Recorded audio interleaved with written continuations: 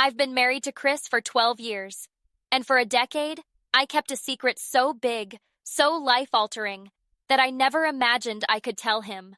But one day, the truth slipped out, and everything changed. It started with us, me and Chris, building a life together. We met when I was 22. He was older, steady, and I thought I had finally found the one. We talked about having kids, about the future we'd build. I was so sure of it. We had our first child, Emma, a few years later. She was perfect, funny, beautiful, with Chris's smile, his eyes. Everyone said she looked just like him. And I thought if I just kept pretending, everything would be okay. But here's the thing. Emma wasn't his. Before Chris, I had a short fling with someone. His name was David. We weren't serious, but that one night led to something I wasn't prepared for. I found out I was pregnant, and in the end, I made the decision to terminate the pregnancy. It haunted me, but I convinced myself I'd made the right choice. Then I met Chris, and everything seemed to fall into place. We talked about kids, about what our family would look like. I never told him about David, about the pregnancy, about my past. I buried it all. When Emma was born, she looked so much like Chris. I thought maybe, just maybe, I could keep the secret forever. But every time Chris held her, every time he called her his daughter, I felt this crushing weight in my chest. I kept telling myself, it's fine. It's enough that she's yours in every way that matters. Then came the day when it all unraveled. It started like any other night. We were sitting in the living room after dinner when Chris told me something that made my blood run cold. I was at the doctor's today, he said, his voice tight. They asked about Emma's family history.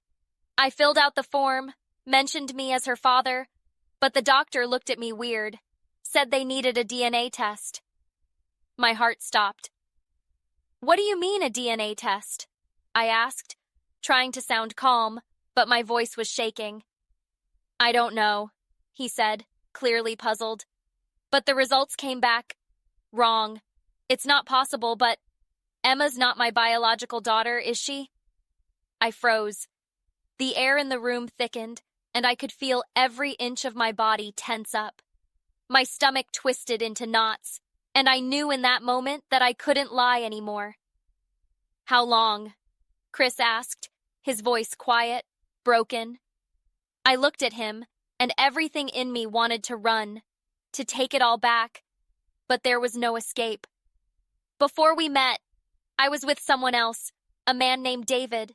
Emma. She's his daughter, not yours.